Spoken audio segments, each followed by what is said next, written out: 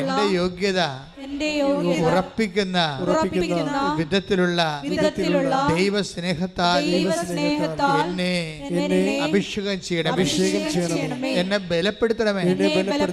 ശ്രുതികട്ടെ hallelujah. മഹത്വം മഹത്വം, ആരാധന ആരാധന, പിതാവേ നന്ദി, ആരാധന.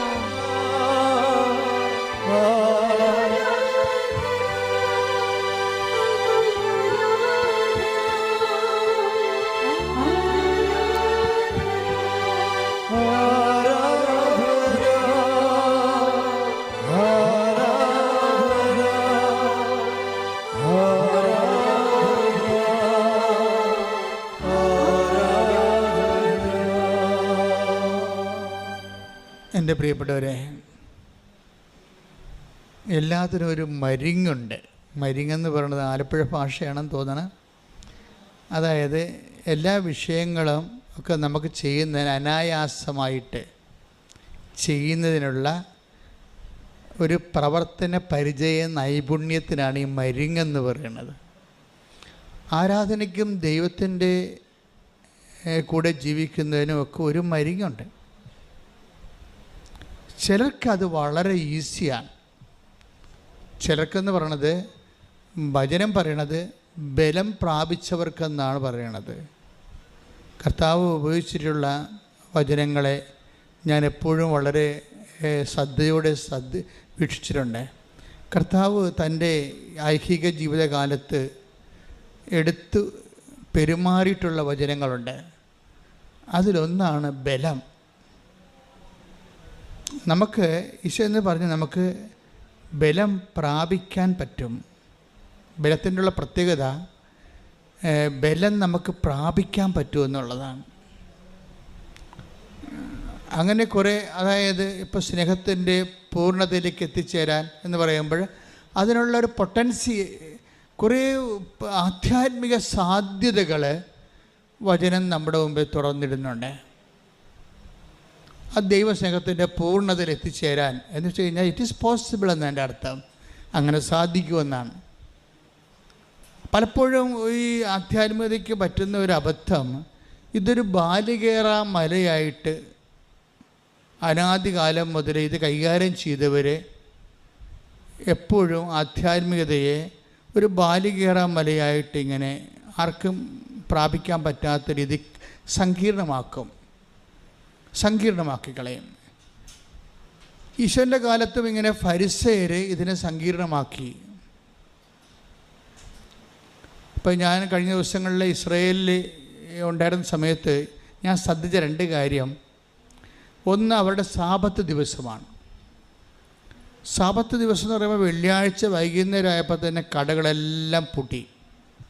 സാബത്തിനെ കുറിച്ച് ഞാൻ ഈ ഇസ്രായേലിൻ്റെ ഈ ഇത്രയും നിശബ്ദമായ യുദ്ധകാലത്ത് ഉണ്ടാകുന്ന ഈ ഭയങ്കര സാറ്റർഡേയിലെ എൻ്റെ ധ്യാനം ടെല്ലവീവിലായിരുന്നു, തലസ്ഥാന നഗരിയിലായിരുന്നു. അവിടെ പട്ടാളക്കാരെ ഒഴിച്ച് ബാക്കിയെല്ലാം ശാന്തമാണ്. കാറുകൾ തന്നെ വല്ല ഇന്ത്യക്കാരൻ്റെ കാറ് ഓടുന്നതെന്നല്ലാതെ അവരുടെ കാറൊന്നും ഓടത്തില്ല. ഭയങ്കരമാണ്. ഈ സാബത്ത് നമ്മൾ നേരിട്ട് കണ്ടപ്പോഴാണ് നമ്മൾ പേടിച്ചു പോയത്.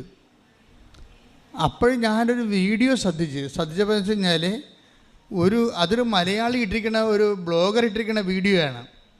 എന്ന് വെച്ച് കഴിഞ്ഞാൽ ഒരു കൊച്ചിന്, ഒരു യഹൂദൻ്റെ ഒരു കുഞ്ഞ്, അതിന് നെബുലൈസർ എടുക്കണതാണ്. ഈ റെസ്പിറേഷൻ്റെ പ്രശ്നമുള്ളവർക്ക് ഈ ശ്വാസം എടുക്കത്തില്ല, നെബുലൈസർ മരുന്നൊക്കെ ഇട്ടിട്ട് ഒരു മിഷനാണത്. അപ്പോൾ ഈ മിഷൻ്റെ സ്വിച്ച് ഒരു മലയാളി, അവിടെ കെയർ ടേക്കർ അവിടെ ഉണ്ട്, അവരിട്ടിരിക്കുന്ന വീഡിയോ ആണത്. നമ്മുടെ യൂട്യൂബിൽ കിടപ്പുണ്ട് ആ വീഡിയോ, നോക്കണം, നമ്മൾ ഞെട്ടിപ്പോവും. അപ്പോൾ ഈ സാബത്ത് ദിവസം ഇവരുടെ മുറിയിൽ കെയർ ടേക്കർ ഫസ്റ്റ് ടൈം അവിടെ ചെല്ലണതാണ്. ആദ്യമായിട്ട് അവിടെ ചെന്നിട്ട് ആ വീട്ടിലാവത് അവർ വേറെ ഒരു വീട്ടിൽ ജോലി ചെയ്യുമായിരുന്നു. പിന്നെ പെട്ടെന്ന് ഇങ്ങോട്ട് മാറ്റി ഷിഫ്റ്റ് ചെയ്താണ്. അവിടുത്തെ വിസ തീർന്നപ്പോൾ അവിടുന്ന് ഒരു ഇൻ്റർവ്യൂ അറേഞ്ച്മെൻറ്റ് ചെയ്താണ് അവരോട് താമസിക്കുക. ഇവിടെ മുറി വന്നൊരു നൈജീരിയക്കാരൻ മുട്ടുമ്പോൾ ഇവർ പേടിച്ചു പോകും. ഫസ്റ്റ് ടൈമല്ലേ, അയാളെ ഭാഷ അങ്ങോട്ടും ഇങ്ങോട്ടും അറിയാൻ പാടില്ല. ഇവരെ വിളിക്കുകയാണ് പുറത്തേക്ക്. അപ്പോൾ ഈ മനുഷ്യനെ കണ്ടപ്പോൾ ഇവർ പേടിച്ചു പോയി. മലയാളിയാണ് ഇവർ, കെയർ ടേക്കർ. അവർ പോയില്ല, അവർ അകത്ത് വാതിലിട്ട് അടച്ച് ഇരുന്ന്. പിന്നെ കുറച്ച് കഴിഞ്ഞപ്പോൾ വേറെ ഒരാൾ വന്ന് വിളിച്ചു. അപ്പോഴുണ്ട് ഇവൾ തുറന്നില്ല, പേടിയാണ്, അവിടെ ഭാഷ മനസ്സിലാകണില്ല, ഇതെന്തിനാണ് വിളിക്കണമെന്ന് അറിയാൻ പാടില്ല, ആകെപ്പാടെ കുഴപ്പം. അത് കഴിഞ്ഞിട്ട് പിന്നെ സംഗതി ഇവർ ആക്ഷൻ കൊണ്ടൊക്കെ മുഖഭാവം കൊണ്ട് ഇത് ഭയങ്കര ഹൈ എമർജൻസി ആണെന്നുള്ള രീതി പറയുന്നുണ്ടെങ്കിലും ഭാഷകൾ മനസ്സിലാകാത്ത കാരണം ഈ മുഖഭാവം കൊണ്ട് ഇവർക്ക് പേടിയാണ് വരണത്, അല്ലാതെ സിറ്റുവേഷൻസ്. അപ്പോൾ മലയാളിക്കത് ഉൾക്കൊള്ളാൻ അവർ പറഞ്ഞ വാലടച്ചകത്തിരുന്ന് എന്താ ഇനി പേടിച്ചിരിക്കുക, ഇത് ഈ വീട്ടിൽ വന്നിട്ട് എന്തെല്ലാമാണ് ഇനി സംഭവിക്കാൻ, പുതിയ വീടല്ലേ. കുറച്ച് കഴിഞ്ഞപ്പോൾ അവരുടെ വീട്ടുടമസ്ഥർ ഇങ്ങോട്ട് വന്ന് വാലിട്ട് ചവിട്ടിയാൾ അത്രയും പ്രഷർ ചെയ്തപ്പോൾ ഇവർ തുറന്നപ്പോൾ ഇയാൾ ഇന്നലെ കണ്ട വീട്ടുടമസ്ഥനാണ്. അയാളോട് ഇവരുടെ കയ്യെ കയറി പിടിച്ച് വലിച്ചുകൊണ്ട് പോയി. അത് ചില വൈരാഗ്യത്തിലല്ല, ആ ഒരു സിറ്റുവേഷൻസ് എമർജൻസി ആയതുകൊണ്ട് ആ രീതി പിടിച്ചുകൊണ്ട് പോയി. അപ്പോൾ ഇയാൾ കുറേ പോയി ചെന്നപ്പോൾ പ്രശ്നമൊന്നുമില്ല. ചെന്നപ്പോൾ എന്താ വെച്ച് കഴിഞ്ഞാൽ ഒരു നെബുലൈസറിൻ്റെ സ്വിച്ച്, നെബുലൈസർ മരുന്നൊക്കെ ഇട്ട് അവർ വെച്ചിരിക്കുകയാണ്, പ്ലഗ് കുത്തി വെച്ചിരിക്കുകയാണ്, പക്ഷേ സ്വിച്ച് ഇടാൻ പറ്റത്തില്ല. അതിന് ഇയാൾ ഇവിടെ സ്വിച്ച് ഇടാൻ വേണ്ടി സ്വിച്ച് ഇട്ട് കഴിഞ്ഞാൽ സാപത്ത് ലംഘനമാണ്. മനസ്സിലായില്ല? നമ്മുടെ നിങ്ങൾ നോക്കിയോ, സാപത്ത് നമ്പർ നിങ്ങളുടെ ഈ യൂട്യൂബിൽ ആ വീഡിയോ കിടപ്പുണ്ട്. സ്വിച്ച് ഇട്ട് കഴിഞ്ഞ് എന്നിട്ട് ഈ മലയാളി ലേഡിക്ക് സാപത്തില്ലല്ലോ, അവരെ വിളിച്ചുകൊണ്ട് പോയി കുഞ്ഞിൻ്റെ വായിൽ വെച്ചിരിക്കുന്ന ഈ മൗത്ത് പീസിൽ ഈ മോട്ടർ ബേസ്ഡ് ആയിട്ടുള്ള ആ മരുന്ന് കയറാൻ വേണ്ടി സ്വിച്ച് ഇടാൻ വേണ്ടി വിളിച്ചുകൊണ്ട് പോയതാണ്. സ്വിച്ച് ഇട്ട് കഴിഞ്ഞാൽ സാപത്ത് ലംഘിക്കും. ഭയങ്കരമാണ്. ഇവരെ പിടിച്ചുകൊണ്ടാണ് പോയത്, അത് വേറെ വിഷയം. പക്ഷേ ആ ഒരു വർക്ക് ഇറ്റ്സെൽഫ് സാപത്ത് ലംഘനമാണ്. അപ്പോൾ ഞാൻ ഓർക്കണേ, കർത്താവിൻ്റെ കാലത്ത് ഇത്രയും പ്രശ്നമില്ലായിരുന്നു. കർത്താവിൻ്റെ കാലത്ത് ഒരു ചെരുപ്പിൻ്റെ വള്ളിയൊക്കെ പൊട്ടിയാൽ മാത്രമേ ആ യഹൂദൻ അവിടെ നിൽക്കും. ചെരുപ്പിൻ്റെ നടക്കണ യാത്രയിൽ ചെരുപ്പിൻ്റെ വള്ളി പൊട്ടിക്കഴിഞ്ഞാൽ യഹൂദൻ അവിടെ നിൽക്കും. എന്തിനാണ്? സൂര്യാസ്തമയം വരെ അവിടെ നിൽക്കും. ചെരുപ്പ് കളയത്തില്ല അവൻ. ഭയങ്കര സാധനം. നമ്മളൊക്കെ മലയാളിയാണെങ്കിൽ ചെരുപ്പ് പറഞ്ഞ് ദൂരെ പോകും. ആ കളയത്തില്ല, ഒരു സാധനം നഷ്ടപ്പെടുത്തത്തില്ല, അവിടെ നിൽക്കും. അവിടെ നിന്നിട്ട് സൂര്യാസ്തമയം ആയി കഴിയുമ്പോൾ സാപത്ത് ഫ്രീ ആയില്ലേ, അപ്പം പിന്നെ കൈകൊണ്ട് ചെരുപ്പ് പൊക്കുമ്പോൾ ചുമടെടുത്തുന്നായി. ചെരുപ്പ് പൊക്കുമ്പോൾ ചുമടെടുത്തുന്നല്ലേ, അപ്പോൾ അത് സാപത്ത് ലംഘനമാണ്. അതുകൊണ്ട് ചെരുപ്പ് കളയാതിരിക്കാൻ വേണ്ടി ആ പാവപ്പെട്ടൻ അവിടെ നിൽക്കും. അത്രയും സീരിയസ് ആണ് സംഭവം. അപ്പോൾ കർത്താവിൻ്റെ കാലത്ത് സ്പിരിച്വാലിറ്റി ഭയങ്കര ഒരു ബാലികേറ മലയായിട്ട് വരും. ഇതൊക്കെ പാലിക്കാൻ ആർക്ക് പറ്റും? പരിചയർക്ക് മാത്രമേ പറ്റത്തുള്ളൂ. അങ്ങനെയുള്ള ആൾക്കാർക്ക് മാത്രമേ. അപ്പോൾ ഒരു ന്യൂനപക്ഷത്തിൻ്റെ കയ്യിൽ ആധ്യാത്മികതയും ദൈവവും ഒതുങ്ങിപ്പോകുന്ന ഒരു ദുരന്തക്കാഴ്ചയാണ് ഈശോ കാണുന്നത്. വെറും ഒരു ന്യൂനപക്ഷം എന്ന് വെച്ച് കഴിഞ്ഞാൽ ഇപ്പം തന്നെ അവിടുത്തെ ആ സാപത്ത് പാലിക്കുന്ന റബ്ബി വർഗമില്ലേ, അവരവിടെ ജോലിക്കൊന്നും പോണില്ല. ഇസ്രയേലിൽ അവർക്ക് വേണ്ടി മാത്രം ശമ്പളം കൊടുക്കുന്നുണ്ട്. അവരുടെ മക്കളെ പഠിപ്പിക്കുന്നുണ്ട് ഫ്രീ ആയിട്ട്. ഒറിജിനൽ യഹൂദനല്ല, പട്ടാളക്കാർക്ക് മാത്രമേ സാപത്തിൻ്റെ ഒരു ഇതുണ്ട്, റിലീഫ് കൊടുത്തിട്ടുള്ളത്. അവർ ഞങ്ങൾ ചെല്ലുമ്പോഴൊക്കെ ആ ടെൽബാബിൽ ഞങ്ങൾ അവിടെ ക്യാമ്പിലായിരുന്നു ഞങ്ങൾ ധ്യാനം നടത്തിയത്. കാര്യം ഇത്ര സമയത്ത് അത് അത്യാവശ്യമാണ്. 10,000 ആൾ കൂടിയിരിക്കുകയല്ലേ. അപ്പോൾ പട്ടാളക്കാർ ചുറ്റോടിയിട്ടുമുണ്ട്. ഇതൊക്കെ അവരുടെ നല്ല എനിക്ക് ഇഷ്ടപ്പെട്ടതെന്ന് വെച്ച് കഴിഞ്ഞാൽ അവരെല്ലാം ഭയങ്കര ഹാപ്പിയാണ്. നമ്മളാണ് ഇവിടെ യുദ്ധം കേട്ട് പേടിച്ചുകൊണ്ടിരിക്കുന്നത്. അവരവിടെ ഭയങ്കര ഹാപ്പിയാണ്, വളരെ ഹാപ്പിയാണെന്ന് വെച്ച് കഴിഞ്ഞാൽ അവർ ഭയങ്കര ടോക്കറ്റീവാണ്, അങ്ങോട്ടും ഇങ്ങോട്ടും ഇൻട്രാക്ട് ചെയ്യുന്നുണ്ട്. അവർ എന്താണ് ബർഗർ എന്താ സാധനമൊക്കെ കഴിക്കുന്നുണ്ട്, കോള കുടിക്കുന്നുണ്ട്. അതിൻ്റെ സാപത്തിൽ നിന്ന് അവർക്ക് മാത്രം റിലീഫ് ഉണ്ടെന്ന് തോന്നുന്നത്. പക്ഷെ അവർ വളരെ സിമ്പിളായിട്ടാണ് അവിടെ വ്യാപരിക്കണത്. അല്ലാതെ ഒന്നും. ഇപ്പോൾ നമ്മളാരിങ്ങനെ യുദ്ധം എന്ന് പറഞ്ഞു കഴിഞ്ഞാൽ ധ്യാനമൊന്നും ഈ ഗവൺമെൻറ് അനുവദിക്കത്തില്ല. ഉടനെ 144 പ്രഖ്യാപിക്കൂട. അപ്പോൾ നമ്മൾക്ക് എന്തുമാത്രം കോൺഫിഡൻസ് ഇല്ലാത്തൊരു വർഗ്ഗമാണെന്ന് നമ്മളെ നമുക്ക് മനസ്സിലായി അവിടെ ചെന്നപ്പോൾ. നമ്മൾക്കാണ് ഇവിടെ ഉണ്ടെങ്കിൽ അപ്പം തന്നെ ഇവിടെ ഈ ആൾ കൂടാൻ സമ്മതിക്കത്തില്ല. അവിടെ കേരളത്തിൻ്റെ 3/4 ഭാഗമേ ഇതുള്ളൂ. ഇതൊരു സംഭവത്തിൽ ഇത്രയും ആൾക്കാർ കൂടുമ്പോൾ അവരവർക്കും ക്യാഷായിട്ട് വല്ലതും ഉണ്ടായി എല്ലാം ചാകത്തില്ലെന്ന് വിചാരിച്ചുകൊണ്ട് അവർ ഇത് അനുവദിക്കത്തില്ല. പക്ഷെ അങ്ങനെയല്ല. യഹൂദൻ നല്ല ആത്മവിശ്വാസമാണ്. ഈ 10,000 ആൾക്കാർ കൂടി അവർ കൂളായിട്ടിരിക്കണം. അപ്പം അത് വേറെ ഒരു ജനതയാണത്. ദൈവത്തിൻ്റെ അഭിഷേകം പ്രാപിച്ച അനാദികാലം മുതലേ ദൈവത്തിൻ്റെ സാന്നിധ്യത്തിൻ്റെ കോൺഫിഡൻസിൽ അവരങ്ങനെ ജീവിക്കുകയാണ്. ഞാൻ എന്താ പറയാൻ പോകുന്നത് വെച്ച് കഴിഞ്ഞാൽ, ഇത്രയും അച്ചിട്ടതായിട്ടാണ് ഇവർ സാബത്ത് ഈ കാലങ്ങളിൽ പോലും പാലിച്ചുകൊണ്ട് പോണത്. ദാറ്റ് മീൻസ് പക്ഷേ ആർക്ക് പറ്റും? ആർക്കും പറ്റത്തില്ല ശരിക്കും. അതായത് ഈ ന്യായപ്രമാണം ഇത്രയും കഠിനമാണെങ്കിൽ ആർക്കിത് പാലിക്കാൻ പറ്റുമോ എന്നുള്ളത് കർത്താവിൻ്റെ കാലത്ത് തന്നെ ഒരു പ്രശ്നമായിരുന്നു. ആധ്യാത്മികത ആർക്കും പാലിക്കാൻ പറ്റാത്തൊരു വിഷയമായിട്ട് ഡെവലപ്പ് ചെയ്തു. ഇന്ത്യയിലും ആ അസുഖം ഉണ്ടായിട്ട് കുറേ പേര് ഇങ്ങനെ സിദ്ധന്മാരുടെ മുമ്പിൽ ക്യൂ നിൽക്കുന്നവരാക്കി ഇന്ത്യ മാറ്റിക്കളഞ്ഞു. ഒരു കൺസൾട്ടേഷൻ അല്ല സംഭവം, മറിച്ച് ആധ്യാത്മികത മൊത്ത വ്യാപാരവും അതിൻ്റെ മൊണോപ്പൊളിയും ഒരു ന്യൂനപക്ഷത്തിൻ്റെ അടുത്ത് ഒതുങ്ങേണ്ട ഒരു ആധ്യാത്മികത, അത് ഫേക്കാണ് ശരിക്കും. ഇപ്പോൾ യമനിയമ ആസന, പ്രാണായാമ, പത്താസന, സമാധിയിലൂടെ അങ്ങനെ പോകാൻ സാധാരണ മനുഷ്യർക്ക് പറ്റത്തില്ല. ബുദ്ധിസത്തിനും ബ്രഹ്മണിസത്തിനും ഒക്കെ പറ്റിയിട്ടുള്ള സംഭവം ഈ സാധാരണ മനുഷ്യർ ഇവർ അവോയ്ഡ് ചെയ്ത് കളയും. ഇതുതന്നെയാണ് ഫരിസേയസത്തിന് സംഭവിച്ചത്. സാധാരണ മനുഷ്യർക്ക് ബാലികേല മലയാക്കിയത് മാറ്റും, അപ്രാപ്യമാക്കി കളയും. അപ്പം മറ്റവർ പറയുന്ന ദൈവാനുഭവങ്ങൾ മാത്രമേ അതിൻ്റെ അപ്പക്കഷ്ണം കൊണ്ട് ഇവർ എറിഞ്ഞു കൊടുക്കുന്ന അപ്പക്കഷ്ണം കൊണ്ട് ഇവർ സദുപദേശങ്ങളെ കൊണ്ടൊക്കെ ഇവർ ജീവിക്കേണ്ടി വരും. അപ്പോൾ മനുഷ്യൻ ഒരു ശതമാനം മാത്രം ദൈവത്തിൻ്റെ ബ്രാൻഡഡ് ആയിട്ടുള്ള സ്പിരിച്വൽ ഫാദേഴ്സായിട്ട് മാറും. ബാക്കി 99% എപ്പോഴും ഇവരുടെ ഭിക്ഷാന്തേഹികളായിട്ട് ഇവർ ഒരു ആധ്യാത്മിക അടിമവർഗം സൃഷ്ടിക്കപ്പെടും. ഇതുകൊണ്ട് ഈശോ എന്നാ പറഞ്ഞു കഴിഞ്ഞാൽ, ഈശോ ഇതെല്ലാം കണ്ടതിന് ശേഷം ഈശോ ജോയേലിൻ്റെ ദീർഘദർശന കാലത്ത് ഈ വിഷയത്തെക്കുറിച്ച് ഈശോ വരുമ്പോൾ ഈ വിഷയം പൊളിച്ചെഴുതുമെന്ന് പറഞ്ഞായിരുന്നു. ഈശോ വരണ കാലത്ത് അതാണ് ഈശോയുടെ ഒരു സ്പേസ് എന്ന് പറയണത്. ഈശോയുടെ ഒരു ഹിസ്റ്റോറിക്കൽ സ്പേസ് എന്ന് പറയണത് ജോയേലിൻ്റെ സ്പേസാണ്. ജോയേൽ പറഞ്ഞായിരുന്നു, എന്താ പറഞ്ഞത്? 2:38 അന്നാളുകളിൽ പറഞ്ഞ് എൻ്റെ ആത്മാവിനെ ഞാൻ എല്ലാവർക്കും വർഷിക്കും. അതാ മൊണോപ്പൊളി തട്ടി തകർക്കുമെന്നാണ് പറഞ്ഞത്. മൊണോപ്പൊളി അതിനുശേഷം അവൻ ആദ്യം തന്നെ ചെയ്തത്, ആദ്യം തന്നെ ഇവർ സൈഡ് ലൈൻ ചെയ്ത ആൾക്കാരെ ആദ്യം അഡ്രസ്സ് ചെയ്യും. ആദ്യം സൈഡ് ലൈൻ ചെയ്തിരിക്കുന്നത് കള്ളന്മാരുടെ കൂട്ടത്തിൽ പെടുത്തിയിരുന്നത് ഇടയന്മാരെയാണ്. ഇടയന്മാർ കള്ളന്മാരായിട്ട് റബ്ബികൾ ബ്രാൻഡ് ചെയ്തിട്ടുണ്ടായിരുന്നു. അപ്പം കള്ളന്മാരായിട്ട് ഇടപെടുത്തിയിട്ട് രാത്രി ആടുകളെ സൂക്ഷിക്കാൻ വേണ്ടി വീട്ടിൽ നിന്ന് ഇറക്കി വിടുന്നൊരു വർഗ്ഗമായിരുന്നു അവർ.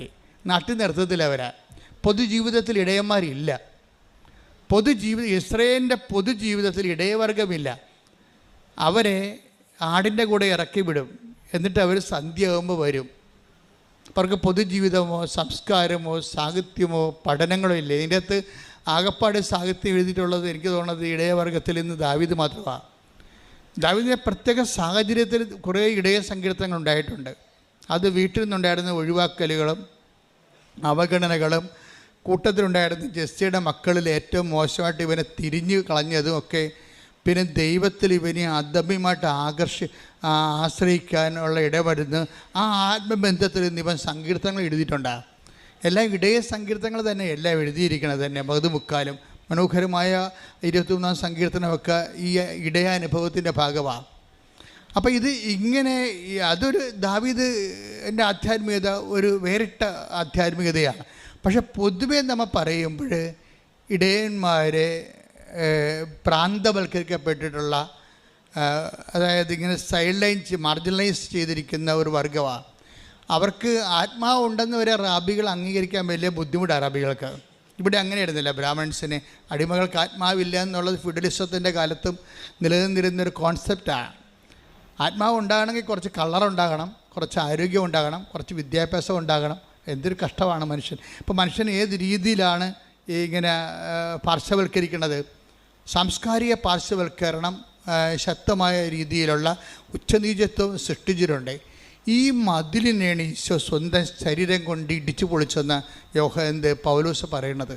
എല്ലാത്തിനെയും ഇങ്ങനെ മനുഷ്യനെ അസ്പർശ്യമാക്കാൻ വേണ്ടി കെട്ടിയുയർത്തിയിട്ടുള്ള സാംസ്കാരിക മതിലുകൾ, പിന്നെ അപ്പാർത്തീഡിൻ്റെ മതിലുകൾ, വർഗ വിശ്വാസഭേദത്തിൻ്റെ മതിലുകളെ എല്ലാത്തിനും ഈശോ അതിനെല്ലാം പരിഹാരം ചെയ്തുകൊണ്ട്, ശരീരത്തിൽ പരിഹാരം ചെയ്തുകൊണ്ട് ശരീരത്തിൽ മരിച്ച് ശരീരം ഉയർത്തെഴുന്നേറ്റുകൊണ്ട് ഇത് ആധ്യാത്മികത മുഴുവനും അവൻ്റെ നാമത്തിൽ ആശ്രയിക്കുന്ന ആർക്കും സൗജന്യമായിട്ട് കിട്ടാൻ പറ്റുന്ന രീതിയിൽ ഈശോ വിപ്ലവകരമായൊരു മാറ്റം ഈ മേഖലയിൽ ഉണ്ടാക്കിയെടുത്തതുകൊണ്ട് തന്നെയാണ് അവൻ എന്നും സ്തുതിക്കപ്പെടേണ്ടവനായി മാറണത്. സ്തുതിക്കട്ടെ. ഹല്ലേലൂയ. ഹല്ലേലൂയ. ഹല്ലേലൂയ. യേശുവേ ഹല്ലേലൂയ. മഹത്വം ഹല്ലേലൂയ. ഹല്ലേലൂയ. യേശുവേ ഹല്ലേലൂയ. യേശുവേ ആരാധന. ഹല്ലേലൂയ. ഹല്ലേലൂയ.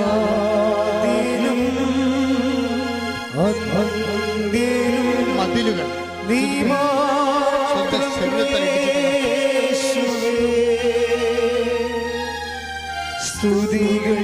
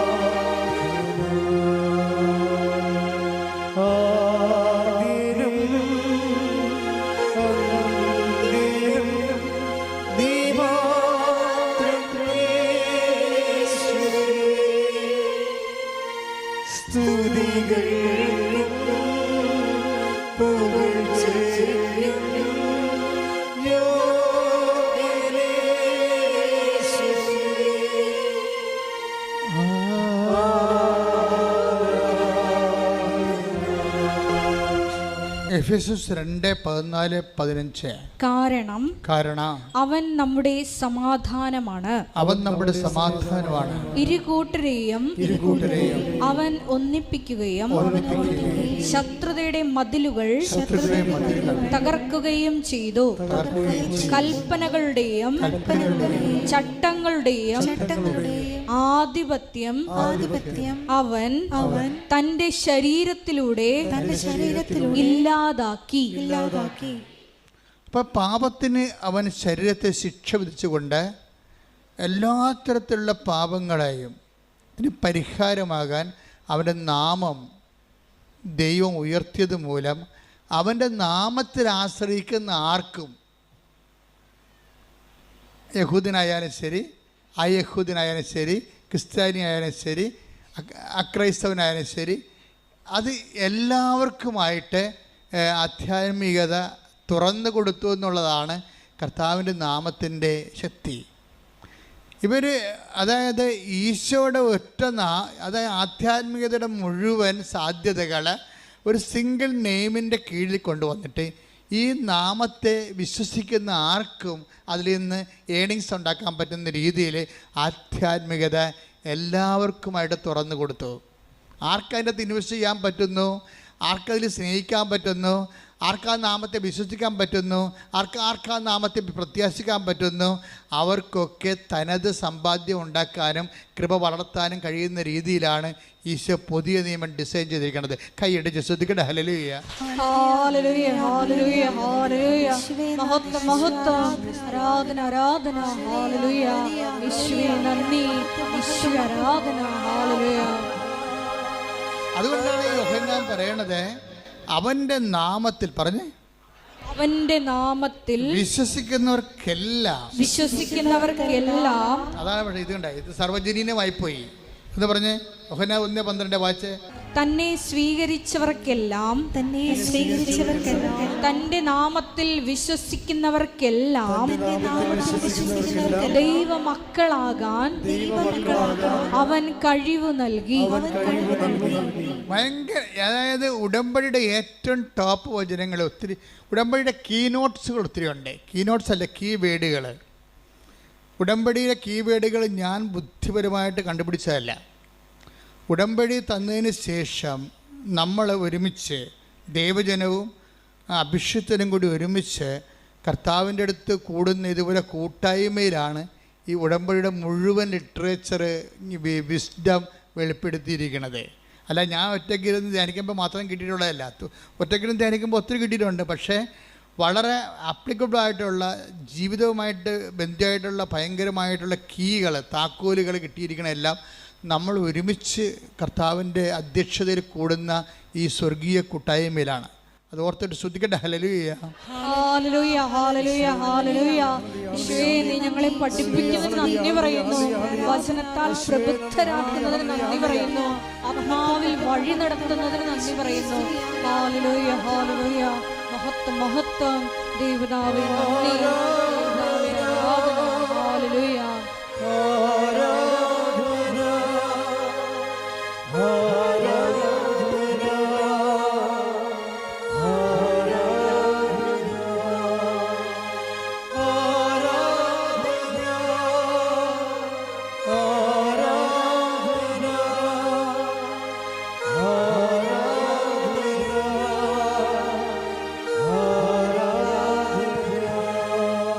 പരിശുദ്ധ പരമദിവ്യകാരുണ്യത്തിന് എന്നേരവും ആരാധനയും സ്തുതിയും പുകഴ്ചയും ഉണ്ടായിരിക്കട്ടെ. എപ്പോഴും നിങ്ങൾ ശ്രദ്ധിക്കേണ്ട ഇതാണ്, ഉടമ്പടി ധ്യാനം മറ്റു ധ്യാനങ്ങളും തമ്മിലുള്ള ഒരു വ്യത്യാസം ഞാൻ കണ്ടിരിക്കുന്നത്, എനിക്ക് തോന്നിയിട്ടുള്ളതാണ്. നിങ്ങൾക്ക് എങ്ങനെ തോന്നിയെന്ന് എനിക്കറിയത്തില്ല. എനിക്ക് തോന്നിയിരിക്കുന്നത് ഇതൊരു നമ്മൾക്ക് വളരെ ചിന്തിച്ച് ആലോചിച്ച് സുവിശേഷം ആപ്ലിക്കേറ്റ് ചെയ്യാൻ പറ്റുന്ന രീതിയിലുള്ള ഒത്തിരി സൂത്രവാക്യങ്ങളായിട്ട് ബൈബിളിലെ ഓരോ വചനവും ഓരോ സൂത്രവാക്യങ്ങളായിട്ട് ഫോർമാറ്റ് ചെയ്ത്, നമുക്കറിയാമല്ലോ 2 സൂത്രവാക്യങ്ങൾ കൊണ്ടാണല്ലോ നമ്മൾ സൊല്യൂഷൻസ് ഉണ്ടാക്കുന്നത് കെമിസ്ട്രിയിലെ.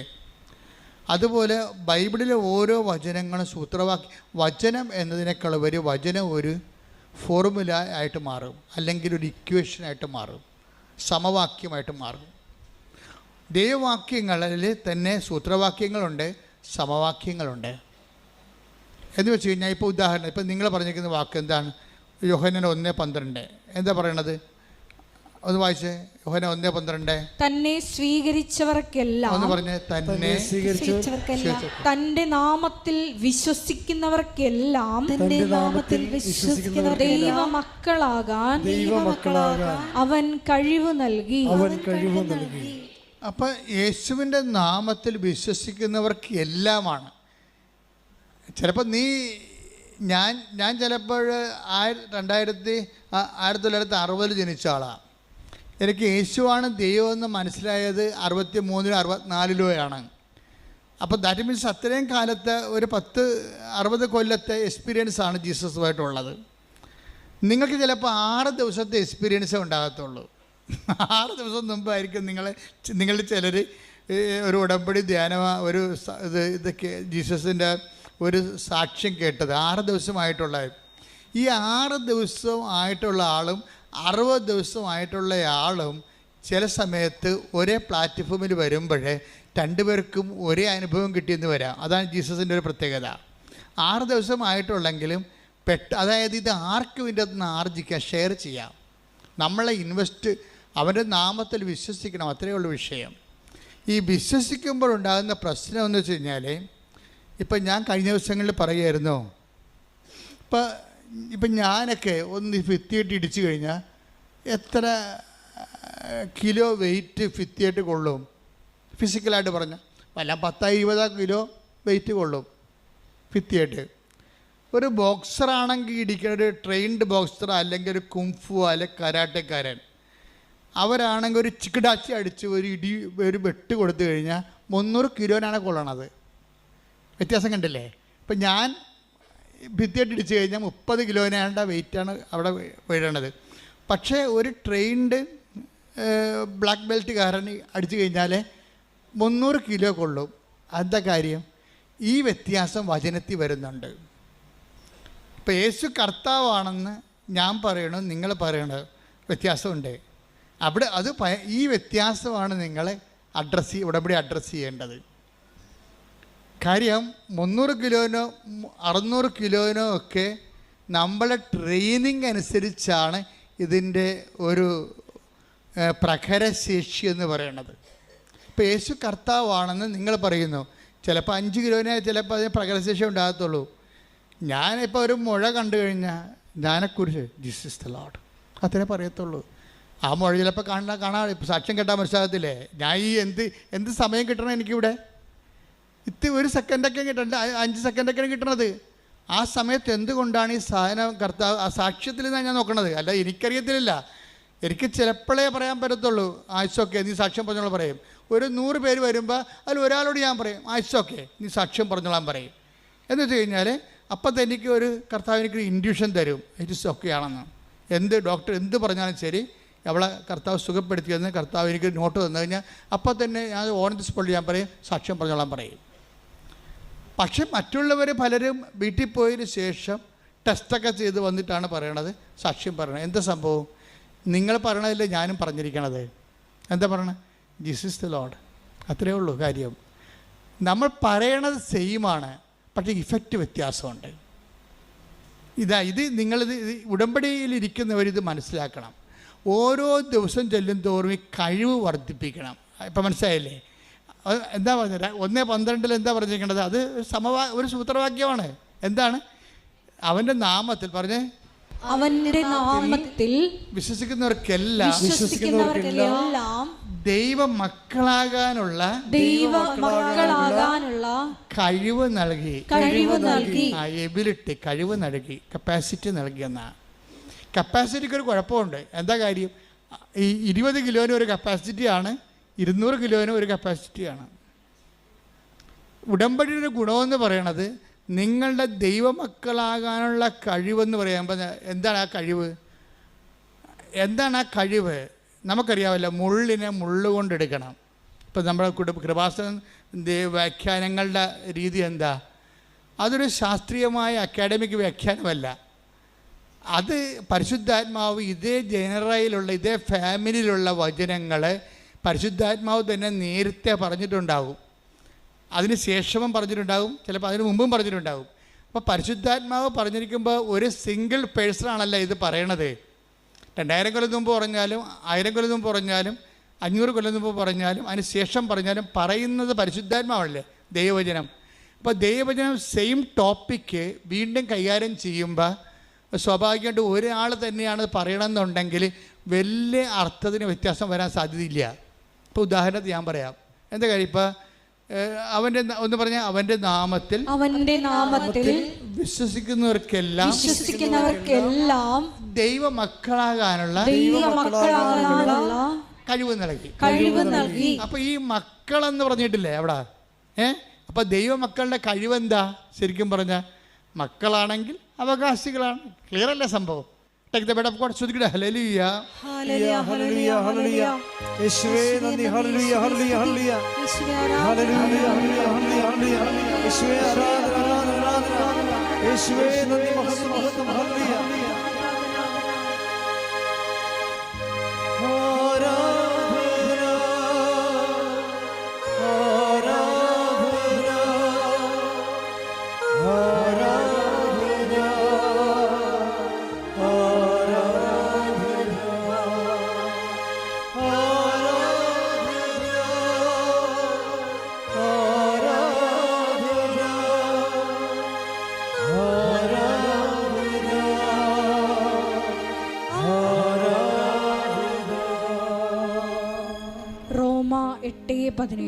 റോമ 8:17 നാം മക്കളെങ്കിൽ അവകാശികളുമാണ്.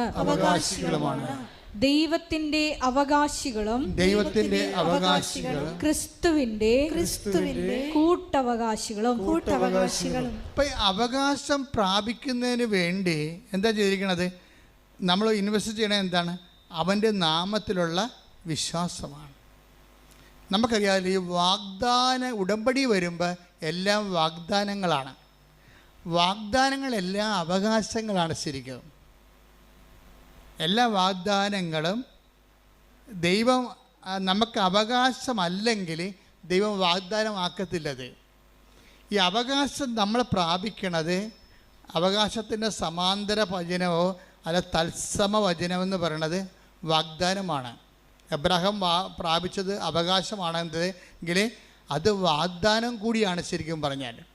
അപ്പോൾ വാക്കിൻ്റെ ഉള്ളിലെല്ലാം നമ്മുടെ അവകാശങ്ങളുണ്ട്. അവകാശങ്ങളെ പ്രാപിക്കാൻ വേണ്ടി നമ്മളെന്താ ചെയ്യണത്? നമ്മൾ സമരമല്ല ചെയ്യണത് അവകാശങ്ങൾ പ്രാപിക്കാൻ. നമ്മൾ എന്നാ ചെയ്യണത്? നമ്മൾ അതിൽ വിശ്വസിക്കും. ഈ വിശ്വാസമാണ് പ്രോബ്ലം. വിശ്വാസത്തിലേക്ക് വരുമ്പോൾ ഇത് ഡിഫർ ചെയ്തുകൊണ്ടേയിരിക്കും. വിശ്വാസത്തിൽ വരുമ്പോൾ എന്താ പ്രശ്നം വെച്ച് കഴിഞ്ഞാൽ വിശ്വാസം ഇതിൽ വരുമ്പോൾ ഭയങ്കര ഡിഫറൻസ് വരും. വിശ്വാസം ഇങ്ങനെ എല്ലാവർക്കും ഒരേ വിശ്വാസമല്ല. ഇപ്പോൾ 60 കൊല്ലമായി നിങ്ങൾ ജീവിച്ചിട്ടുണ്ടെങ്കിലും ചിലപ്പോൾ നിങ്ങൾക്ക് 6ാം ക്ലാസ്സുകാരുടെ വിശ്വാസം ഉണ്ടാകത്തുള്ളൂ. ചിലപ്പോൾ 6ാം ക്ലാസ്സുകാർക്ക് 60 വയസ്സുകാരുടെ വിശ്വാസം ഉണ്ടാകും. ഈ വിശ്വാസത്തിൻ്റെതുള്ള പ്രോബ്ലം എന്ന് വെച്ച് കഴിഞ്ഞാൽ അതെല്ലാം പേഴ്സണലാണ് വിഷയം. മനസ്സിലായി? ആരാണ് ഏത് ഓരോ വ്യക്തിഗതമായിട്ട് വിശ്വാസം ഒരു ശരിക്കും പറഞ്ഞാൽ സബ്ജക്റ്റീവായിട്ടുള്ളൊരു കേസാണ്. അതിൻ്റെ ഇൻവെസ്റ്റ് ചെയ്യണതാണ്. ഇപ്പം ഞാൻ കഴിഞ്ഞ ദിവസങ്ങളിൽ ഗീതാകുമാരി എന്നും പറഞ്ഞ് ഗീതാകുമാരി കൊല്ലത്ത് ചാവറയിലുള്ള ഗീതാകുമാരിയുടെ സാക്ഷ്യം നല്ലൊരു സാക്ഷ്യമാണ്.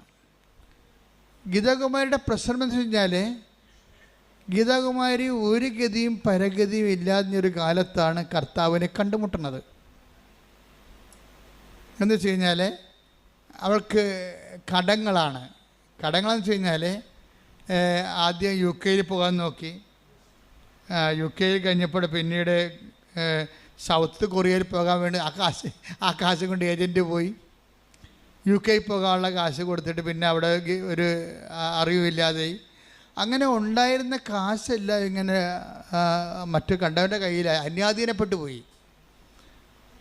അപ്പോൾ ഇതുപോലെ പോയി കുടുംബത്തിലെ കടമായി. ആ സമയത്താണ് ഇവളൊരു സാക്ഷ്യം കേൾക്കണത്.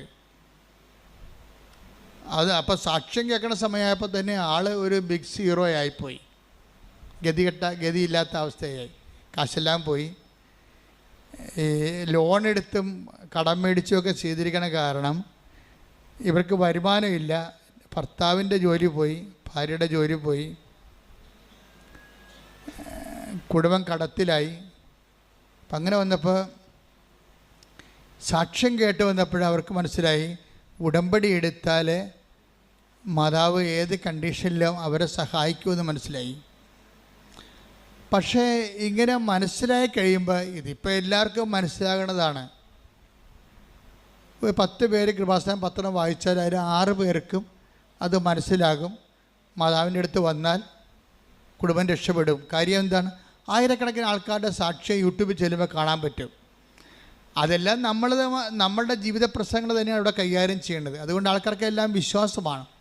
അപ്പോൾ ഈ ദൈവം ഈ വിഷയം നമുക്കും ഉണ്ടല്ലോ, അത് കാരണം നമ്മളെയും ദൈവം സഹായിക്കും. അതിനെന്ത് ചെയ്യണമെന്ന് തിരക്കുമ്പോൾ ഇവിടെ വരുമ്പോൾ അവർക്ക് മനസ്സിലാവും ഉടമ്പടി എടുത്താൽ മതിയെന്ന് പറയും. അപ്പോൾ അങ്ങനെ ആൾക്കാർ ഉടമ്പടി എടുക്കും. ഉടമ്പടി എടുക്കുന്നതിൽ കുഴപ്പമൊന്നുമില്ല. പക്ഷേ ഇതിൻ്റെ എക്സിക്യൂഷൻ ലെവലിലാണ് പ്രശ്നം വന്നത്.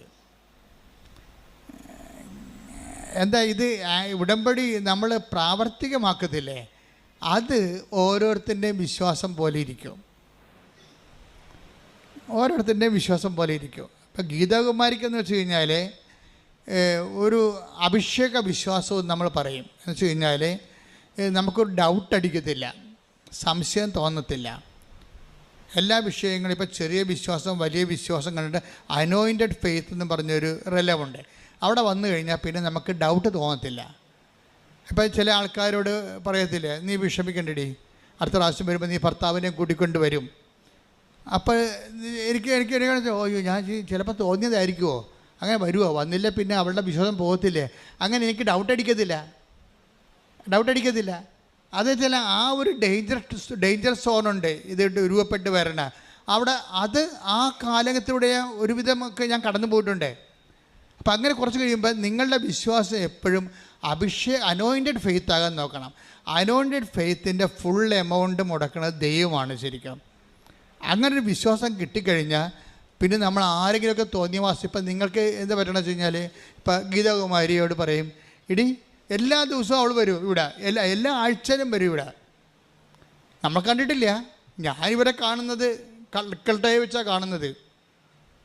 കൽക്കട്ടയെ വെച്ച് കാണാൻ കാര്യം ഇവള് ഭർത്താവും കൂടി കൽക്കട്ടയിലുണ്ട്, എനിക്കറിയത്തില്ല. അപ്പോൾ ഞാനടപ്പം കൽക്കട്ടയിലുണ്ട് കഴിഞ്ഞ മാസം സെപ്റ്റംബർ മാസം ആദ്യവാരം. അപ്പോൾ അവൾക്ക് ഭയങ്കര 2 പേര് US വിസയുടെ ബയോമെട്രിക്സിന് വന്നിരിക്കുകയാണ് അവിടെ കൽക്കട്ടയിൽ. എങ്ങനെ പോന്നിരിക്കണമെന്ന് അറിയാമോ ഈ കക്ഷികൾ? പോന്നിരിക്കുന്ന വീട് വിറ്റൊരാളിന്. കാര്യം UK പോകാൻ വേണ്ടി കാശ് കൊടുത്താൽ കിട്ടിയിട്ടില്ല.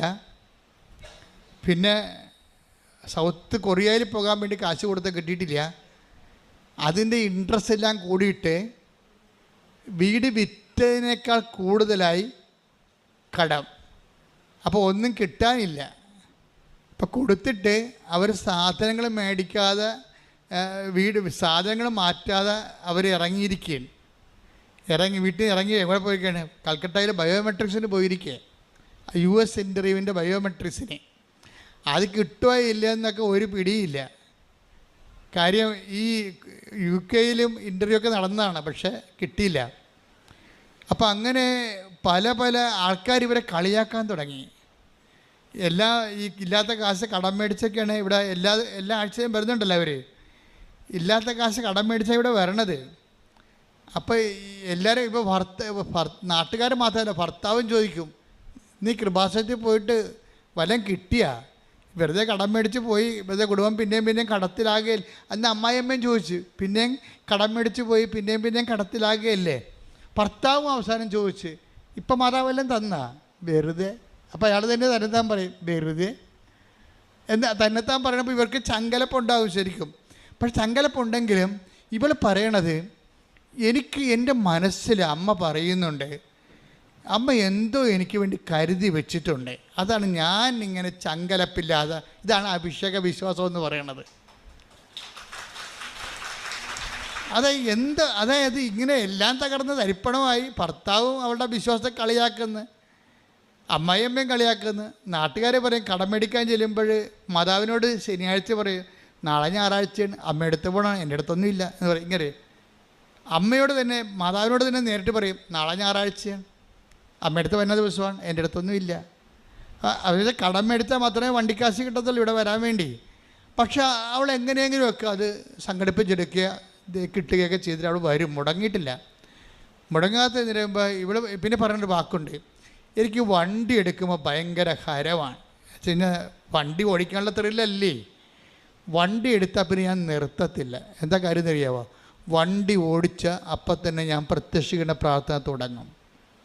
എന്തുമാത്രം ദൂരത്ത് കൊണ്ട് പത്രം കൊടുക്കാൻ പറ്റും, അപ്പോൾ എനിക്ക് സന്തോഷമാണ്. എന്താ കാര്യം? അത്രയും എനിക്ക് പ്രത്യക്ഷീകരണ പ്രാർത്ഥന ചൊല്ലാമല്ലോ എന്ന്. ഒരു മനുഷ്യൻ്റെ അനുഭവം കണ്ടില്ലേ? ഇവരൊക്കെ ഈ കഴിഞ്ഞ കാലങ്ങളിൽ വിശ്വാസത്തിലേക്ക് വന്ന ആൾക്കാരാണ്. അതിൻ്റെ കമൻറ്റ് വായിക്കണം താഴേക്കുള്ള, ഞാനും നടക്കുന്ന ക്രിസ്ത്യാനിയാണെന്നും പറഞ്ഞു. ഗീതാകുമാരുടെ താഴെയുള്ള കമൻറ്റ് നോക്കണം, എൻ്റെ മകൾ ഞാനും ക്രിസ്ത്യാനിയാണല്ലോ എന്ന്. എന്ന് വെച്ച് കഴിഞ്ഞാൽ ക്രിസ്ത്യാനികളെ നാണിപ്പിച്ചുകൊണ്ട് വേറൊരു സമൂഹം ഇവിടെ ദൈവത്തെ അനുഭവിച്ചുകൊണ്ട് പീഠത്തിന്മേൽ ഉയർത്തപ്പെട്ട വിളക്കായി ദൈവം ഉയർത്തിയിട്ടുണ്ട്.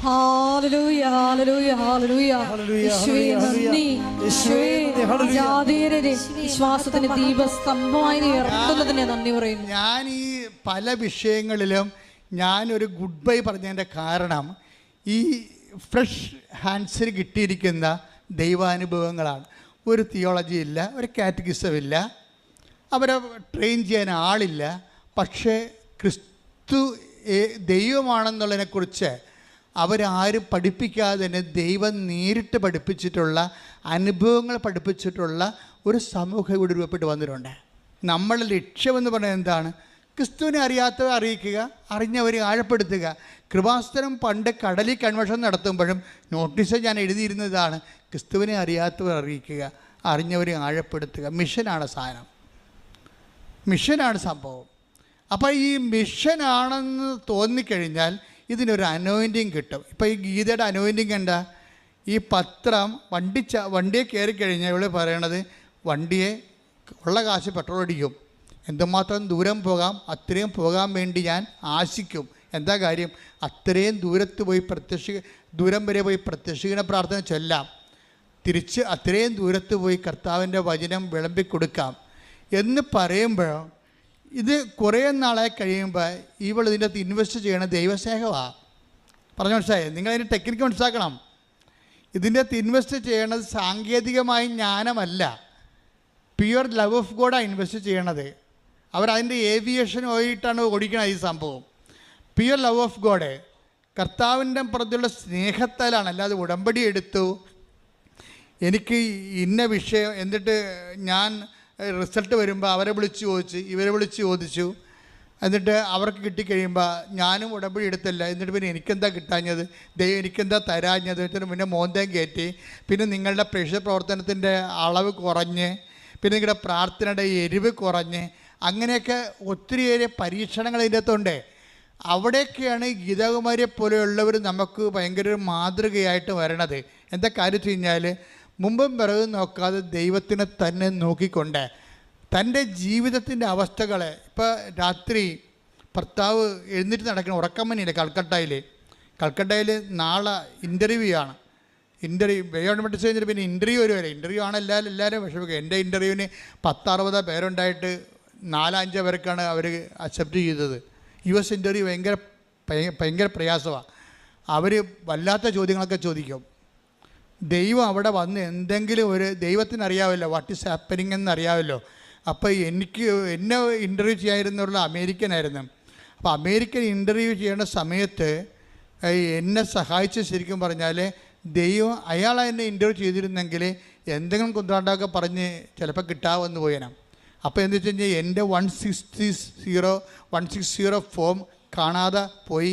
ഞാൻ ടെൻഷൻ അടിച്ചു. ജപമാല അപ്പോഴെന്താ സംഭവിച്ചിരിക്കണത്, അത്ര എന്നെ മാറ്റി നിർത്തിയില്ലേ അവർ.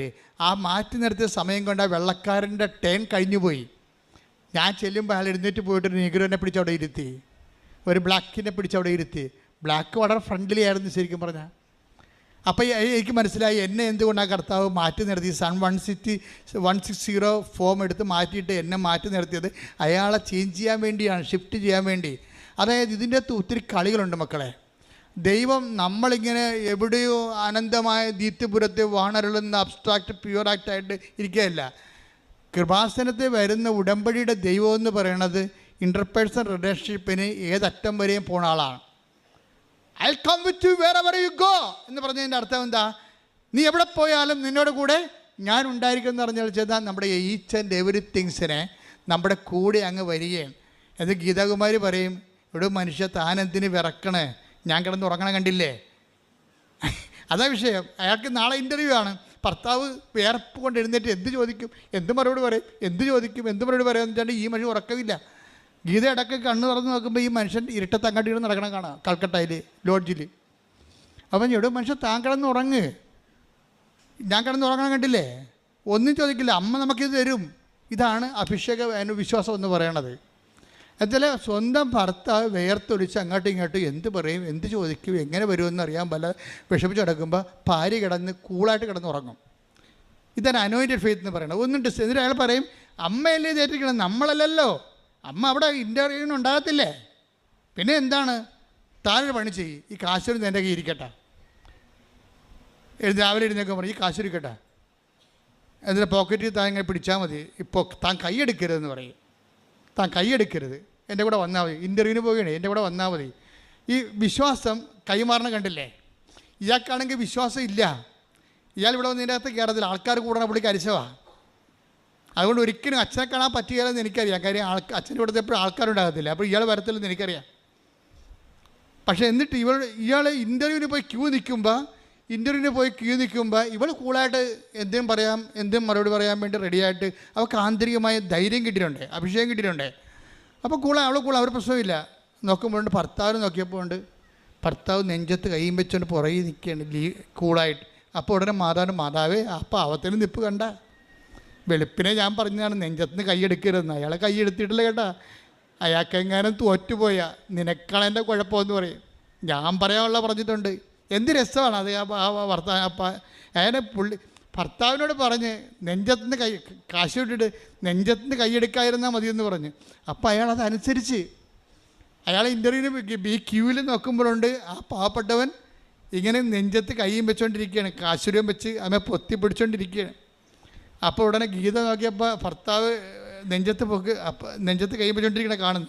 ഉടനെ മാതാവിനോട് അവൾ പറയുന്നത്, കണ്ട ആ മനുഷ്യൻ മാറി, നിന്നെ വിശ്വസിക്കുന്നുണ്ട്, ഇനിയിപ്പം നീ എങ്ങാനും അവനെ കൈവിട്ടാൽ പിന്നെ എനിക്ക് നിലനിൽപ്പില്ല വരുമെന്ന് പറഞ്ഞു. അതാണ് പ്രാർത്ഥന, അതാണ് ആത്മബന്ധത്തിൻ്റെ പ്രാർത്ഥന എന്ന് പറയണത്. ദൈവത്തോട് ഇങ്ങനെ അങ്ങോട്ട് സംസാരിക്കാൻ തോന്നണം. പ്രയർ ലൈഫിൻ്റെ പോക്ക് കണ്ടില്ലേ? ആ മനുഷ്യൻ അതുപോലെ കേട്ട് അയാളോടൊരു ചോദ്യം ചോദിച്ചില്ല, ടേക്ക് വാക്ക് ഓവറായി, ഒരു കുഴപ്പമില്ല, അയാൾ ജയിച്ചു. എന്ന് വെച്ച് കഴിഞ്ഞാൽ ഭാര്യയെ ഇൻ്റർവ്യൂ ചെയ്യിച്ചു. അപ്പം ഞാൻ തന്നെ ഈ സാക്ഷ്യം കേട്ട് വാപിളിച്ചു പോയി. കാര്യത്തിൽ കഴിഞ്ഞാൽ ഞാൻ ആ ക്യൂവിൽ നിൽക്കുമ്പോൾ ഒത്തിരി പേര് നിലയും പിടിച്ചുകൊണ്ട് ഫയലും തലയിൽ വെച്ചുകൊണ്ട് പോകണം ഞാൻ കണ്ടിട്ടുണ്ട്. ഇവർക്ക് എന്താണ് യോഗ്യത?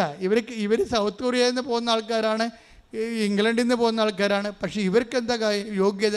ഇവരുടെ യോഗ്യത അനോയിൻറ്റഡ് ഫെയ്ത്താണ്, കറുപ്പില്ലാത്ത വിശ്വാസം. ഇവിടുന്ന് എന്താണ് പറഞ്ഞിരിക്കണത് അത് അവരുടെ രീതിയിൽ അങ്ങോട്ട് അതിനേക്കാൾ മെച്ചോട്ട് ചെയ്യും. നിങ്ങൾക്ക് ചിലർക്ക് പറ്റിക്കുന്ന അബദ്ധം എന്താ അറിയാമോ? ഇവിടുന്ന് എന്ത് പറഞ്ഞാലും നിങ്ങളുടെ രീതി എന്ത് കുറച്ച് ചെയ്യാൻ പറ്റുമെന്നാണ് നോക്കണത്. അതാണ് പ്രശ്നം വരുന്നത്. ഇപ്പോൾ ഞങ്ങൾ പറഞ്ഞ് പത്രം നിങ്ങളെല്ലാവരും ഓരോരുത്തരായിട്ട് പത്രം ആൾക്കാരുടെ കയ്യിലെത്തിക്കണം, വിശ്വാസപ്രമാണം ചെല്ലണമെന്ന് പറയും. അപ്പോൾ ചിലരാണെന്ന് പറഞ്ഞാൽ കയ്യിലെത്തിക്കണം എന്നല്ലേ അച്ഛൻ പറഞ്ഞുള്ളൂ, പള്ളിയുടെ വാതിക്കെ കൊണ്ട് വെച്ചാലും ആൾക്കാരുടെ കയ്യിലെത്തിക്കൊള്ളുമല്ല എന്ന് പറഞ്ഞുകൊണ്ട് നിങ്ങൾ അതിനകത്ത് വെള്ളം ചേർക്കും. നിങ്ങൾ വെള്ളം ചേർക്കുമ്പോൾ തന്നെ ദൈവവും നിങ്ങളുടെ കാര്യത്തിൽ വെള്ളം ചേർക്കും. കാര്യം എന്താ കാര്യം? അത് കർത്താവ് നയം വ്യക്തമാക്കിയിട്ടുണ്ട്. നിങ്ങൾ അളക്കുന്ന കോലുകൊണ്ട് തന്നെ നിങ്ങൾക്കും അതാണ് സംഭവം. ഈശോയുടെ ഒരു ഗുണം അത്. Take the word of God. ലൂക്ക 6:38.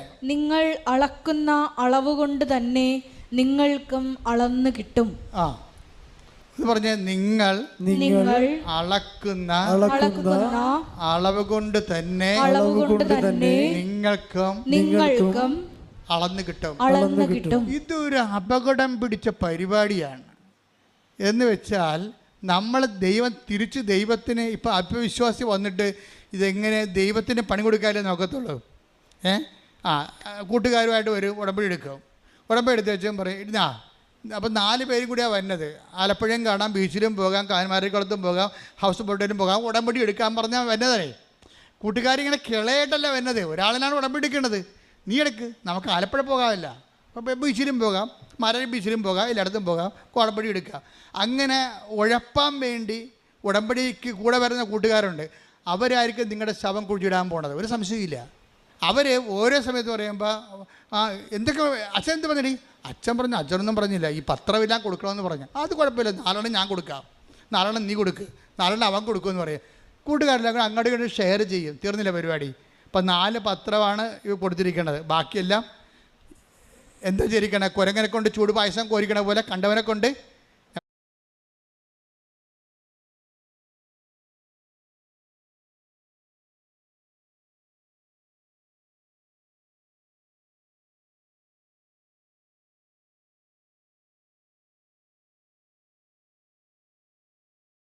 എംബ്രാൻ്റെ വട്ടത്ത് വാരിയുടെ അത്താഴം, അതാണ് സാധനം. ഇത് വർക്കൗട്ട് ചെയ്യത്തില്ല. നിങ്ങളിങ്ങനെ ഉടമ്പടി ഡയലൂട്ട് ചെയ്യുമ്പോൾ ഉള്ള കുഴപ്പം വെച്ച് കഴിഞ്ഞാൽ നിങ്ങൾ അളക്കുന്ന അളവുകോല് കൊണ്ട് തന്നെ നിങ്ങൾക്കും അതാണ് സംഭവം.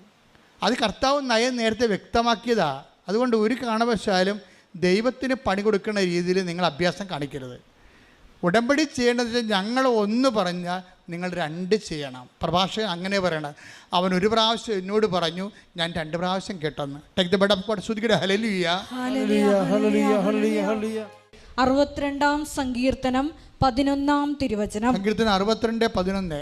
ദൈവം 1 പ്രാവശ്യം അരുൾ ചെയ്തു, 2 പ്രാവശ്യം ഞാനത് കേട്ടു, ശക്തി ദൈവത്തിൻ്റെതാണ്. മനസ്സിലായില്ലേ? ഇത് നിസ്സാര വചനമല്ലേ ഇത്? എന്താണ് പറഞ്ഞത്? ഒന്ന് വായിച്ചേ. ദൈവം 1 പ്രാവശ്യം അരുൾ ചെയ്തു. ദൈവം 1 പ്രാവശ്യം അരുൾ ചെയ്തു. ദൈവം 1 പ്രാവശ്യം അരുൾ ചെയ്തു.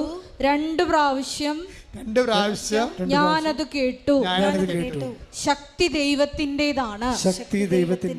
അപ്പൊ ബലം ശക്തി നമുക്ക് തരണത്. നമുക്ക് ദൈവം ശക്തി തരുമ്പോൾ നമ്മളെന്താ? നമ്മൾ ബലം പ്രാപിക്കും. അപ്പം ദൈവത്തിൻ്റെതാണ് ശക്തി. ദൈവമാണ് അന്തിമ തീരുമാനം എടുക്കുന്നത്. നമ്മൾ എംപവർ ചെയ്യണോ വേണ്ടയോ, എത്രത്തോളം എംപവർ ചെയ്യണം എന്നുള്ള ആരാ തീരുമാനിക്കണത്? ദൈവമാണ്.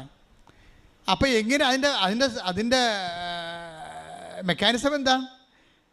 അവൻ 1 പ്രാവശ്യം എന്നോട് പറഞ്ഞു, ഞാനെന്ത് ചെയ്തു? ഞാൻ കേട്ടില്ലല്ലോ എന്നല്ല പറഞ്ഞത്. എന്താണ് പറഞ്ഞത്? ഞാൻ കേട്ടില്ലല്ലോ, ഒന്നുകൂടി പറയാമെന്നല്ല ചോദിച്ചത്. അവൻ 1 പ്രാവശ്യം എന്നോട് പറഞ്ഞു, ഞാൻ 2 പ്രാവശ്യം പറഞ്ഞതുപോലെയാണ് എടുത്തതെന്ന്. മനസ്സിലായില്ലേ? എൻ്റെ അർത്ഥം എന്താണ്? അവൻ 1 പ്രാവശ്യം എന്നോട് പറഞ്ഞു, 2 പ്രാവശ്യം ഞാൻ കേട്ടെന്ന് പറഞ്ഞാൽ അവൻ എന്നോട് 2 പ്രാവശ്യം പറഞ്ഞ പോലെയാണ്.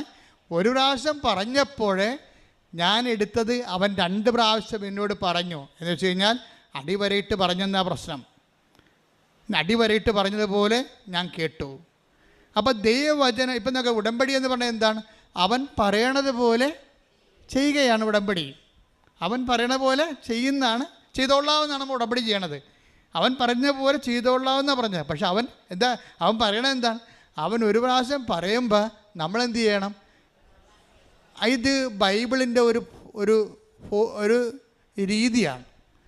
എന്നുവെച്ചാൽ ഇതിനോട് ഉപരിപരമായിട്ടുള്ള വചനം പറയാൻ അറിയാവോ? നിങ്ങളോട് 1 മൈൽ പോകാൻ പറഞ്ഞവൻ്റെ കൂടെ നിങ്ങൾ 2 മൈൽ പോകണം. മത്തായി 5:41. 1 മൈൽ ദൂരം പോകാൻ നിന്നെ നിർബന്ധിക്കുന്നവനോട് കൂടെ 2 മൈൽ ദൂരം പോകുക. ഇത് ഓൺലൈൻ വ്യാഖ്യാനാണ്, കണ്ടില്ലേ? വചനം കൊണ്ട് വ്യാഖ്യാനിക്കുന്നത്. എന്ന് വെച്ച് കഴിഞ്ഞാൽ ഇതിൻ്റെ രീതി എന്ന് പറയുന്നത്, ഇപ്പം 1 മൈൽ ദൂരം പോകാം. ഇപ്പം നിങ്ങളോട് എന്താ പറഞ്ഞത്? നിങ്ങളെ രോഗികൾക്ക് ആശുപത്രിയിൽ നിങ്ങൾക്ക് ഈ പത്രപ്രേക്ഷിത്വം തുടങ്ങി എങ്ങനെയാണെന്ന് അറിയാവോ? ഞാനും വിജയകുമാരും കൂടി 2013 ഇതുപോലെ 90 കൊന്തയും ചൊല്ലി മാതാവിൻ്റെ മുമ്പിൽ നിൽക്കുകയാണ്, വെള്ളാങ്കണ്ണി. അപ്പോൾ ഇതുപോലെ പോരാൻ നേരത്താണ് അമ്മ സബ്മിറ്റ് പറയണത്. അപ്പോൾ അമ്മ പറഞ്ഞ് ഹോസ്പിറ്റൽ മിഷൻ എന്ന് പറഞ്ഞ്, ഹോസ്പിറ്റൽ മിഷൻ. ഉടനെ ഞാൻ വിജയകുമാറിനോട് വണ്ടി കയറി, ഞങ്ങൾക്ക് അവിടെ വേളാങ്കണ്ണിയിൽ ട്രെയിൻ അവിടം വരെ ആ പള്ളിയുടെ അടുത്ത് വരെ വരുന്നുണ്ടല്ലോ. അപ്പോൾ ഇവിടുന്ന് ഓട്ടോറിക്ഷക്കാണ് പോണത് അങ്ങോട്ട്. ഓട്ടോറിക്ഷയിൽ കയറാൻ നേരത്ത് ഞാൻ പറഞ്ഞ്, അവസാനം അമ്മ പറഞ്ഞ മനസ്സിലായാ? കേട്ടാ? എന്താ? എന്നോടൊന്നും പറഞ്ഞില്ല എന്ന് പറഞ്ഞ്. അമ്മ പറഞ്ഞു ഹോസ്പിറ്റൽ മിഷൻ തുടങ്ങാൻ പറഞ്ഞെന്ന് പറഞ്ഞ്. അപ്പോൾ വിജയകുമാർ എന്നോട് ഓട്ടോറിക്ഷയായിരുന്നെന്ന് ചോദിച്ച്, നമ്മൾ മിഷൻ ഹോസ്പിറ്റൽ തുടങ്ങും അല്ലേ? ഞാൻ പറഞ്ഞു നമുക്ക് ആ പണിയില്ലല്ലോ. എന്നുവെച്ചാൽ ഈ ഹോസ്പിറ്റലൊക്കെ ഓരോ ആശുപത്രി ഇല്ലേ, ലോകത്ത് ഈ പ്രൈവറ്റ് ആശുപത്രി ഉണ്ടല്ലോ, അതുപോലെ എന്തോ തുടങ്ങാൻ പോകണമെന്നാണ് വിജയകുമാറിന് തോന്നിയത്. ഞാൻ പറഞ്ഞു അങ്ങനെയല്ല, ഹോസ്പിറ്റൽ മിഷൻ, ഹോസ്പിറ്റലിൽ പോയിട്ട് കിടപ്പ് രോഗികളുടെ കൂടെ ഇരുന്നിട്ട് ദൈവത്തിൻ്റെ സൗഖ്യത്തെക്കുറിച്ച് അവരോട് സുവിശേഷം പ്രസംഗിക്കാം. ദൈവം നൽകുന്ന സൗഖ്യത്തെക്കുറിച്ച് നമ്മുടെ പത്രം വായിച്ചവരെ കേൾപ്പിക്കും. അപ്പോൾ ഞാനിവിടെ നാട്ടിൽ വന്നപ്പോൾ ഞങ്ങൾ രണ്ടുപേരും കൂടി എല്ലാവരും ഉണ്ട്, ഇപ്പോൾ ജോമോള എല്ലാവരും ഉണ്ടായിരുന്നു ഇവിടെ. ഞങ്ങൾ വിളിച്ചത് പറഞ്ഞത് നമ്മൾ ഹോസ്പിറ്റൽ മിഷൻ തുടങ്ങാൻ പോകുന്നു. അമ്മ ഈ പ്രാവശ്യം പറഞ്ഞത് അതാണ്, നമ്മൾ ഒരുമിച്ച് കൂടിയിട്ട് ഇഷ്ടമുള്ളവർ വരാൻ പറഞ്ഞു. അപ്പോൾ 40 പേര് വന്ന്, 40 പേര് 2013 40 പേര് വന്നിട്ടും പറഞ്ഞ് എങ്ങനെ ചെയ്യണം അച്ഛാന്ന് ചോദിച്ചു. അപ്പോൾ പറഞ്ഞ് നിങ്ങൾക്കിത് അങ്ങോട്ട് നിങ്ങൾ അതിൻ്റെ അകത്ത് പാവപ്പെട്ടവരുണ്ടെങ്കിൽ നിങ്ങൾക്ക് അങ്ങോട്ടുള്ള വണ്ടിക്കാശ് തരും, തിരിച്ചു വരാനുള്ള വണ്ടിക്കാശ് തരും. നിങ്ങളുടെ കയ്യിൽ നിന്ന് കാശ് ചിലവാകത്തില്ല, കൃപാശ്രയം തരും കാശ്. പിന്നെ പത്രം ഫ്രീ ആയിട്ടൊക്കെ തരും. എന്നിട്ട് നിങ്ങൾക്ക് ഈ പത്രം കൊണ്ടുപോയിട്ട് ആശുപത്രി കിടപ്പ് രോഗികൾക്ക് കൊടുക്കണം. അവർക്ക് സമയമുണ്ട് ഒത്തിരി. ഒന്നിനും സമയമില്ലാഞ്ഞ ആൾക്കാരല്ല, പ്രാർത്ഥിക്കാൻ പോലും സമയമില്ലാഞ്ഞ ആൾക്കാരാണ് അവരൊക്കെ. ഇപ്പോൾ ആവശ്യത്തിന് സമയമുണ്ട്. ആത്മാക്കളെ വേട്ടയാടി പിടിക്കുക എന്ന് പറയാം അതിന്. എന്താ വെച്ച് കഴിഞ്ഞാൽ പണ്ട് ഒന്ന് പള്ളിയിൽ പോകണമെന്ന് പറയുമ്പോൾ അയ്യോ എനിക്ക് അവിടെ പോകണം ഇവിടെ പോകണം, മനസ്സമ്മതമുണ്ട്, അളിയൻ്റെ മനസ്സമ്മതമുണ്ട്, എന്തിങ്ങനെ കുറേ കാര്യങ്ങൾ പറഞ്ഞ് ദൈവത്തിന് കൊടുക്കേണ്ട സമയം ലോകത്തിന് കൊടുത്ത് ജീവിച്ചിട്ട് ഇപ്പം ആവശ്യത്തിന് സമയമുണ്ട്. ഓപ്പറേഷനൊക്കെ നടത്തി അവിടെ ലാവിഷായിട്ട് മരുന്നും കഴിച്ച് ഭക്ഷണം കഴിച്ച് കിടക്കുകയാണ്. അപ്പോൾ മര്യാദ കൊണ്ട് ഇവരുടെ കാര്യം പറയണമെന്ന് പറയും. എനിക്കത്ര സഹതാപമുള്ള ആളല്ലേ കാര്യം നിങ്ങൾക്കറിയാവില്ല. ഇവിടെ 1 മിനിറ്റ് കുർബാനക്ക് അച്ഛൻ ഏവങ്കേലിയോൻ എടുത്തതിന് ശേഷമേ ചില ആൾക്കാർ പള്ളി വരത്തുള്ളൂ. ഒരു സമയമില്ല. അത് അച്ഛൻ്റെ പ്രസംഗം തീർന്നു കഴിഞ്ഞിട്ട് പള്ളിയിൽ പോകാം, പള്ളി എത്തിയാൽ മതിയല്ല, പിന്നെ ഒരു 10-20 മിനിറ്റ് അവിടെ ഇരുന്നാൽ മതിയല്ല എന്ന് വിചാരിച്ചുകൊണ്ട് ഒന്നിനും സമയമില്ലാത്ത ആൾക്കാർക്കൊക്കെ ദൈവം 5-6 മാസമൊക്കെ ആശുപത്രി കിടക്കാൻ വേണ്ടി സമയം കൊടുത്തിരിക്കുകയാണ്. ഞാൻ പറഞ്ഞു അവിടെ വെറുതെ കിടന്നിട്ട് കാര്യമില്ല, മര്യാദക്ക് ദൈവത്തെ ഇനി തിരിച്ചു വരുമ്പോൾ പഴയ സാധനമായിട്ട് വന്നാൽ ഇനിയും ആശുപത്രി തിരിച്ചു പോകേണ്ടി വരും. അതുകൊണ്ട് ഇതുകൊണ്ട് വായിച്ച് കേൾപ്പിക്കാൻ പറഞ്ഞു. വായിക്കാൻ അത് കൊടുക്കാനേ ഉള്ളത്, അവർക്ക് ആവശ്യ സമയമുണ്ടല്ലോ. അവർ മനോരാജ്യവും പല രാജ്യങ്ങളൊക്കെ പിന്നെയും വായിച്ച് അവർ പ്രണയം, ഈ വയസ്സന്മാർക്ക് പോലും പ്രണയം തലയടിച്ചിരിക്കുകയാണ് മാമ്പഴമൊക്കെ വായിച്ച്. അപ്പോൾ അതുകൊണ്ട് അവർക്കൊരു ചികിത്സയാണ്, ആധ്യാത്മിക ചികിത്സ. അമ്മ പറഞ്ഞതാണ് വേളാങ്കണ്ണി വെച്ച്. ഞങ്ങൾ ആ ചികിത്സ കൃത്യമായിട്ട് ചെയ്ത് 3 കൊല്ലം ചെയ്ത്. ഹോസ്പിറ്റൽ ഇപ്പം കൂടുന്നുണ്ട്. ഇപ്പം ചെയ്യണമെന്ന് പറഞ്ഞു കഴിഞ്ഞാൽ ഈ നിങ്ങൾ കൊണ്ടുവന്നിരിക്കുന്ന തുണികളെല്ലാം അവർക്ക് കൊടുക്കുന്നു, ആ തുണികൾ അവർ കൊണ്ടുപോയി ഒരു സ്ഥലത്ത് കൊണ്ടുപോയി രോഗികൾക്ക് കൊടുക്കുന്നതാണ് ഇപ്പോൾ ചെയ്യണത്. കാര്യം ഹോസ്പിറ്റൽ മിഷൻ ഇപ്പം നിങ്ങളാണല്ലോ ചെയ്യണത്, നിങ്ങളല്ല ചെയ്യണത്. അപ്പോൾ അതുകൊണ്ട് ആ മിഷൻ മാറ്റി, ആ മിഷൻ ഇപ്പോഴും നിലനിൽക്കുന്നുണ്ട് ശരിക്കും പറഞ്ഞാൽ. അപ്പോൾ ഇതിൻ്റെ അകത്ത് എന്നെ ഞെട്ടിപ്പിച്ചതെന്ന് വെച്ച് കഴിഞ്ഞാൽ ഹരിപ്പാട് ആശുപത്രിയിൽ പോയ പാർട്ടി പത്രം കൊടുക്കുമ്പോൾ ഒരു വല്യപ്പൻ പറഞ്ഞ്, എൻ്റെ കൊച്ചെ എൻ്റെ കണ്ണട പോയിരിക്കുകയാണ്, അത് കണ്ണ് കാണാൻ പാടില്ല, വായിക്കാൻ പറ്റത്തില്ലെന്ന് പറഞ്ഞ്. ഉടനെ ഈ കൊണ്ടുപോയ ആൾ അവിടെ ഇരുന്ന് ആ കട്ടിലേ ഇരുന്ന് കൊണ്ട് ആ പത്രത്തിൻ്റെ 8 പേജും ഈ വല്യപ്പനെ വായിച്ച് കേൾപ്പിച്ച് 2.5 മണിക്കൂർ. നോക്കിയേ, ഉടമ്പടിക്ക് മുമ്പുണ്ടായിരുന്നൊരു കൃപാസനത്തിൻ്റെ ഒരു പരിച്ഛേദമാണേ 2.5 മണിക്കൂർ. ഇത് ആരാണെന്നറിയാവോ? ഇവർ മാർക്സിസ്റ്റ് പാർട്ടിയുടെ പഞ്ചായത്ത് മെമ്പറാണ്, നോൺ ക്രിസ്ത്യനാണ്. ഇവർ ചെയ്തിരിക്കുന്ന പരിപാടിയാണിത്. അവരിപ്പോഴും ഉണ്ട് കൃപാസനത്തിൽ പരിശുദ്ധയായിട്ട്. എന്ന് വെച്ച് കഴിഞ്ഞാൽ ഒരു വ്യക്തി അവരോട് ഞാൻ 1 പ്രാവശ്യം പറഞ്ഞു, 2 പ്രാവശ്യം ഞാൻ കേട്ടു. അതാണ് സാധനം. നമ്മൾ പത്രം കൊടുക്കാനേ പറഞ്ഞുള്ളൂ. അവിടെ ഇരുന്നുകൊണ്ട് 2.5 മണിക്കൂർ വായിച്ച് കേൾപ്പിച്ച് കൊടുക്കാൻ ഞാൻ പറഞ്ഞിട്ടില്ല. അതാണ് വിഷയം. നിങ്ങൾ പലരും ചെയ്യണത് ഈ പറഞ്ഞതിൻ്റെ അകത്ത് നിന്ന് എന്ത് കുറയ്ക്കണം